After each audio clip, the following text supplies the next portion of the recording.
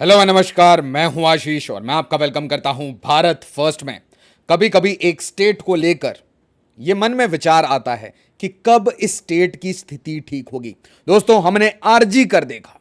RG कर के बाद हमने काफी लीपापोती देखी, एक मैसिव प्रोटेस्ट पूरे बंगाल में, पूरे कोलकाता में। लोगों में आक्रोश था, लोग कैंडल लाइट लेके रोड पे उतर रहे थे। हमने देखा कि मालदा मुर्शिदाबाद की स्थिति खराब हुई वकफ प्रोटेस्ट के टाइम में। हमने देखा कि भाई वेस्ट बंगाल के गवर्नर साहब वो क्लियरली कहते हैं लॉ एंड ऑर्डर की एक मैसिव मैसिव क्राइसिस है।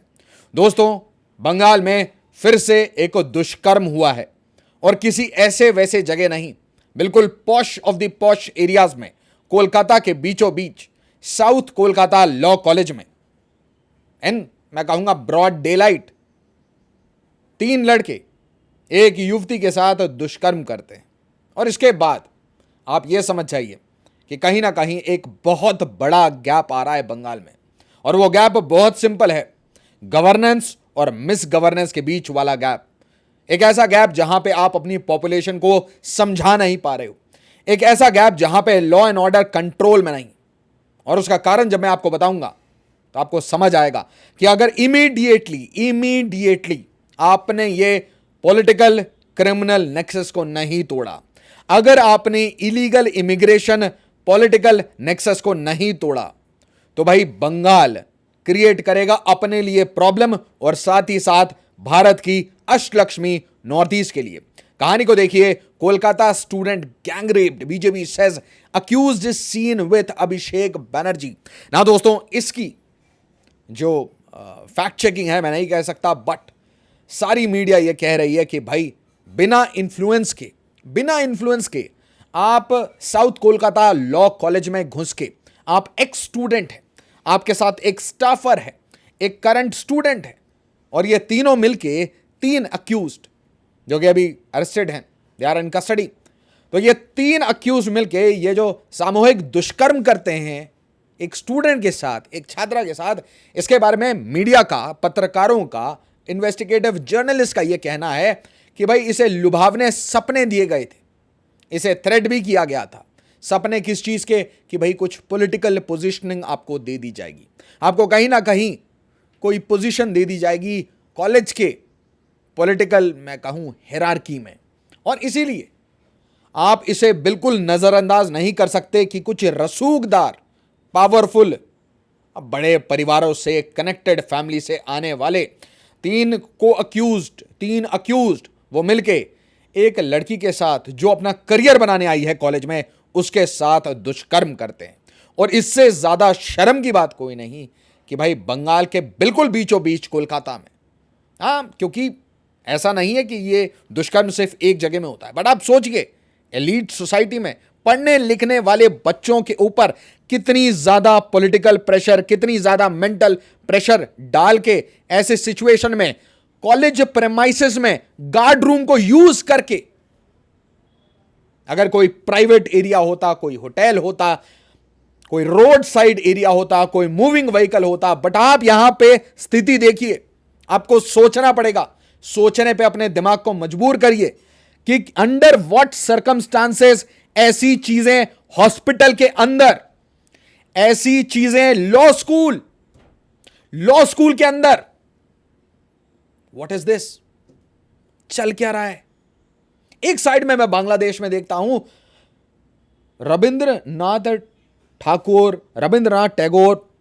अब सोचिए, जो भारत की अस्मिता की बात है, बंगाल की अस्मिता की बात है, बंगाली कल्चर की बात है, उनके जो बस्ट हैं, उनकी जो मूर्तियां हैं, उसको तोड़ा जा रहा है। एक साइड में इलीगल इमिग्रेशन रैंपेंट है, और अगर दो टूक बोला जाए तो पूरे भारत में सबसे बड़ा सिक्योरिटी क्राइसिस है आज के डेट में। सारे स्टेट्स काम कर रहे हैं इसके ऊपर, और वेस्ट बंगाल डिफेंड कर रहा है। आप सोचिए, दिमाग पे जोर डालिए, सिलीगुड़ी कॉरिडोर का रास्ता कहां से निकलता है? बंगाल से निकलता है, नॉर्थ बंगाल से निकलता है। मोहम्मद यूनुस ये जो ग्रेटर बांग्लादेश के मैप पब्लिश करता है, इससे किसे थ्रेटन करना चाहता है? भारत की अस्मिता को थ्रेटन करना चाहता है। और हम क्या कर रहे हैं? हॉस्पिटल में दुष्कर्म हो रहे हैं। बिना पॉलिटिकल नेक्सस के ऐसे क्राइम्स नहीं हो सकते। In the campus it can never happen. मैं मल्टीपल कैंपसेस में एज अ स्टूडेंट रहा हूं। I have seen this through and through. बिना पॉलिटिकल पेट्रोनेज के ऐसे दुष्कर्म नहीं होते कैंपस में, that too in wee hours, जिस टाइम में एंट्री अलाउड नहीं होती भाई किसी भी कॉलेज में। वो तो सरकारी है और मैं प्रिविलेज हूं कि मैं सरकारी कॉलेज से पढ़ा हूं। आप एंटर नहीं कर सकते। आप अभी चले जाइए दिल्ली चले जाइए, अभी जेएनयू में घुस के दिखाइए, आईआईटी दिल्ली में घुस के दिखाइए, इनफैक्ट आईआईटी खड़गपुर में घुस के दिखाइए आप, और आप पूरी रात घूमते रहिए। आपको गार्ड पकड़ पकड़ के आपसे पूछते रहेंगे किसने आपको यहां भेजा। शक्ल सूरत से लोग पकड़ लेते हैं यह बाहर का है। Security guards continuously walkie talkie लेके साइकिल पे घूमते रहते हैं। ये किस टाइप की मैनेजमेंट है? What the hell is this? 3 men who allegedly raped a 24-year-old law student in a guard room on the law college campus in South Kolkata on June 25 have been arrested, police said on Friday. Police identified the 3. Monojit Mishra 31 साल के college staffer involve है भाई। My goodness, इसका मतलब कहीं ना कहीं ये एक बड़ा गेम था कि okay we will do this to you, you have to keep mum, we have your video और समथिंग। अब सोचिए ना क्राइम कैसे किया होगा इन लोगों ने। Obviously they are perverted, they are evil, but इन्होंने क्राइम कैसे किया होगा? Then they took the Zaib Ahmed 19 साल का लड़का, और I don't know Pramit Mukherjee. So 3 men, 3 boys, 3 pusillanimous evils working together in the campus, in security room. ओ भाई, tell me if I am, मैं जो बोल रहा हूं आप बताइए मुझे, गार्ड रूम में आपको मेरे को एंट्री मिल जाएगी किसी भी कॉलेज के? मजाक चल रहा है ये? इस इज जोक। लॉ स्कूल, आपको पता है लॉ स्कूल में लॉ थोड़ा ज्यादा ही अप्लाई किया जाता है। जब टीचर्स बात करते हैं वो डबल लॉ सिखा देते हैं।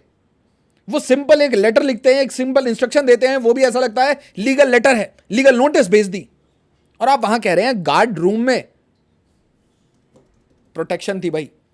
The 3 persons have been arrested based on a written complaint lodged by victim on June 26. Police said that the woman had gone to the law college for some work at about 4 p.m. और ये कांड कितने बजे होता है? ये कांड होता है 7:30 बजे से 10:50 p.m. ऐसा है, ध्यान से सुनिए। मेरे घर के सामने एक पार्क है। 8 बजे एटलीस्ट 10 गार्ड घुसते हैं यहां पे, टॉर्चेस लेके, चिल्ला के, स्पीकर पे चिल्ला रहे होते हैं। पूरा पार्क खाली होना चाहिए। आपको पता है कहीं पे भी ऐसी अनफॉर्चुनेट घटना घट सकती है, और आप कह रहे हैं कोलकाता के बीचों बीच एक लॉ स्कूल में 7:30 बजे से 11 बजे तक ये सब चल रहा था और कोई वहां पे आया नहीं। Oh my goodness. तो बाकी लोग क्या कर रहे थे और फिर इनकी एंट्री कैसे हुई? इतना पावर कहां से आया? ये तो ऐसा लग रहा है आरजीकर ऑल ओवर अगेन। और हाँ, इस एरिया को सील कर लिया गया है, फोरेंसिक एंड ऑल दैट कहानियां। The woman informed her parents who reached out to the police. अब ध्यान से देखिए, इनके मिश्रा जी के जो लॉयर हैं वो हैं आजम खान। ये कहते हैं कि he was innocent, these are baseless allegations against my client, he is being framed because of political tussle. अच्छा, the 3 were produced before additional chief judicial magistrates court in Alipur, which remanded them in police custody for 4 days. अब 4 days में क्या होता है क्या नहीं होता है? यहां पे क्लियरली वेस्ट बंगाल की चीफ मिनिस्टर ने कह दिया है कि मैं जस्टिस दूंगी। भारतीय जनता पार्टी ये पूछ रही है कि भाई तृणमूल कांग्रेस का क्या रिलेशन है, क्या टीएमसी का कोई रिलेशन है इन सारे अक्यूज से?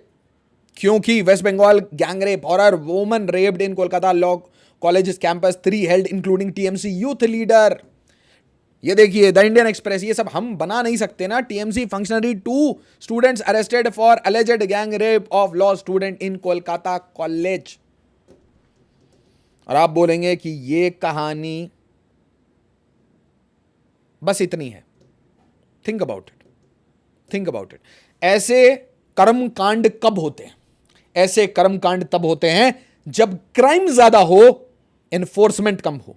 जब क्रिमिनल्स ज्यादा हो, पुलिस कम हो। जब आपका फोकस गवर्नेंस से ज्यादा किसी और एरिया में जाने लगता है। और इसीलिए आप देखेंगे पूरे बंगाल के जो बॉर्डर एरियाज हैं, they are now at max volatility. Max volatility मैं समझा रहा हूं आपको। मैंने कल आपको बताया कि बांग्लादेश, चाइना, पाकिस्तान का एक ट्रायो बन चुका है। मैंने आपको बताया इस ट्रायो के पीछे हमेशा तुर्की खड़ा है। मैंने आपको बताया कि आसिम मुनीर वॉशिंगटन में मीटिंग्स कर रहा है। जो अगली लड़ाई होगी वो पाकिस्तान से नहीं होगी, वो चाइना से नहीं होगी, वो बर्मा से नहीं होगी, वो इंटरनल होगी। और इंटरनल लड़ाइयां हमेशा बांग्लादेश के थ्रू क्रिएट की जाती हैं बिकॉज ऑफ पोरस बॉर्डर्स। 1947 से यह किया जा रहा है और इसीलिए हमने बांग्लादेश को बनाया।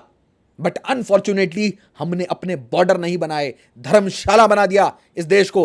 30 दिन का डेडलाइन था और हमने कितने लोगों को डिपोर्ट किया। आप जस्ट थिंक अबाउट इट। और उसके बाद स्टेट्स आ रहे हैं, आज भी स्टेट्स। आप सोचिए, अगर कोई स्टेट ये बोले कि ये बांग्लादेशी इलीगल्स को डिपोर्ट नहीं कर रहे, ये तो बंगालियों को ढूंढ के डिपोर्ट कर रहे हैं, ये कितनी शर्म की बात है बताइए। It's not about Bengal, it's not about Bengali people, it's about illegals from Bangladesh. इसके ऊपर भी हम डिवाइडेड हैं क्या? यहां ध्यान से देखिए, president rule finds mention in Bengal governor's report on Murshidabad violence. Malda Murshidabad में जो हुआ उसके ऊपर गवर्नर साहब ने जो रिपोर्ट दी थी उसमें कहा था कि अगर सिचुएशन इससे आगे खराब होती है तो प्रेसिडेंट रूल लगाना पड़ेगा। लॉ एंड ऑर्डर की फेलियर, आधार कार्ड, पैन कार्ड, जो कार्ड बनवाना हो, आपको अमेरिका जाना हो, कुछ फेक काम करा के आप बांग्लादेश से आइए और बांग्लादेश से आधार कार्ड, जन्म टिपन सब कुछ बना लीजिए। इनफैक्ट आप तो अपनी पूरी फैमिली हिस्ट्री तक बना सकते हैं। क्या चल रहा है ध्यान से देखिए। Bangladeshi arrested with dual identity cards. My goodness क्या चल रहा है ये? Think about it. Bangladeshi link emerge in Nagpur violence, mastermind from Malegaon. Nagpur हिंसा, मालदा मुर्शिदाबाद वफ प्रोटेस्ट, उसमें हिंसा। संदेश खाली, साउथ 24 परगना, नॉर्थ 24 परगना, मालदा, मुर्शिदाबाद, दिनाजपुर, हर जगह illegal immigration, demography change. Same problem आज असम में चल रहा है, सेम प्रॉब्लम। यही गुहार लगा के बार बार एनआरसी के लिए असम के लोग सुप्रीम कोर्ट तक जाते हैं, सरकारों से गुहार लगाते हुए रह जाते हैं। बट इस इंटरनल क्राइसिस पे क्यों नहीं भारत एक पैन इंडिया टास्क फोर्स बनाता है under a very upright IPS officer जो कि तोड़ के रखे इस इकोसिस्टम को। Why are we not issuing a 24/7 hotline to deport illegal Bangladeshi immigrants? अगर आपके पास ओवर पॉपुलेशन हो रखी है ओपन बॉर्डर के कारण, तो आप नेचुरल सी बात है अपने लॉ एंड ऑर्डर को नहीं संभाल पाएंगे। एक्चुअली में धर्मशाला बना रखा है, ये कोई योगा शिविर है भाई। What the hell is this? Open border आते जा रहे हैं, गिनती बढ़ते जा रही है और उसके बाद पूरा जो फोकस है एडमिनिस्ट्रेशन का वो इसी को मैनेज करने में चला जाता है। कैसे आप फोकस करेंगे लॉ एंड ऑर्डर पे, कैसे आप इंप्रूव करेंगे कोलकाता को, कैसे आप नई सिटीज बनाएंगे बंगाल में। अगर बंगाल डेवलप नहीं होगा तो भारत का ईस्ट कैसे डेवलप होगा? अगर बंगाल में नई सिटीज नहीं बनाएंगी तो कैसे हम आगे बढ़ेंगे? कब आएगा रेनेसां बंगाल में? कब आएगा रेनेसां ईस्टर्न इंडिया में? कब हम जागेंगे? क्या हम सबको जाके बेंगलुरु में ही नौकरी करनी पड़ेगी? क्या हम नई सिटी नहीं बना सकते? 2 नई सिटी बिहार में, 3 नई सिटी बंगाल में। क्या हम भारत के नॉर्थ ईस्ट को अच्छे से कनेक्ट नहीं कर सकते? क्या हम इन इलीगल्स को डिपोर्ट करने के थ्रेट पे इनकी काउंटिंग करा के उसके बाद सीधा थ्रेट करें कि या तो इनको वापस लो नहीं तो रंगपुर दो? सीधी सीधी बात है। ये जो डेमोग्राफिक अग्रेशन आपने हमारी कंट्री में किया हुआ है, और यहां देखिए असम में क्या हो रहा है। सेम एंगल मैं आपको पहले बता देता हूं। यही एंगल मालदा मुर्शिदाबाद में था। Assam Dhubri communal tension. ये टेंशन क्यों होती है? क्योंकि बीफ को कम्युनलाइज किया जा रहा है। और फिर से आप देखेंगे वही ग्रेटर बांग्लादेश ट्वीट करने वाले, वही सेम एजेंडा चलाने वाले फेसबुक, ट्विटर, व्हाट्सएप अकाउंट मिलेंगे। चाहे नागपुर में ढूंढिए, चाहे बंगाल में ढूंढिएगा, चाहे असम में ढूंढिएगा। मैं आपको कह रहा हूं बांग्लादेश आपके अंदर एंटर कर चुका है। बांग्लादेश आपके पॉलिटिशियंस को इन्फ्लुएंस करता है, सो मच सो कि पहले आपने जिन्हें वोट बैंक समझा था कि आधार कार्ड बनवा देंगे और वोटर कार्ड मिल जाएगा, मेरी तो पक्का ये वोटर, आज वो आपके सिर पे बैठे हैं। आज इनकी एजेंसीज आपके बड़े बड़े लीडर्स को हनी ट्रैप करके बैठी है। Assam government plans permanent Indian army base to enhance security. क्यों भाई? क्यों? ताकि पॉलिटिशियन सारी चीजें पहले खराब करें, हम सड़ाएं, हम 70 साल सड़ाएं, फिर इंडियन आर्मी आए और साफ करे। मतलब what the hell is this? इतने मोल है, आपको पता है, यूट्यूबर से लेकर हर जगह मोल ही मोल, मोल ही मोल। ऑपरेशन सिंदूर के बाद कुछ समझ आ रहा है? ये देखिए छत्तीसगढ़ ने क्या किया। Chhattisgarh government launches toll free helpline to report suspected illegal immigrants. तो भैया टोल फ्री इंडिया में कब लॉन्च होगा? एसटीएफ कब बनेगी इसके ऊपर? अलग अलग स्टेट कैसे काम करेंगे? स्टेट तो बात नहीं सुनने वाले। ये कहीं ना कहीं एनआईए के डोमेन में देना पड़ेगा। ये काम हल्का नहीं है। कोई स्टेट गवर्नमेंट कुछ नहीं सुन रही किसी की। कोई पैन इंडिया पॉलिसी नहीं के बिना इसका कुछ नहीं हो सकता। और ये 2000, 3000, 5000, 10,000 डिपोर्ट करने से कुछ नहीं होगा।